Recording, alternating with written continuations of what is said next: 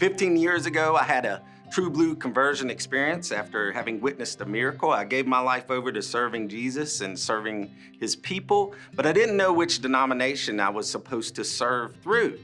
So I started in the little main street of the little town I found myself in at that time, and I went first to the Baptist church and that met with the pastor there, and he was a nice and friendly guy, but it didn't feel just right. And then I walked across the street to the United Methodist Church of that little town, and I met with the pastor there, and I just knew that that was where God would have for me to be. I was baptized 3 weeks later in that church. I think what attracts me the most to United Methodist theology is the both-and nature of it.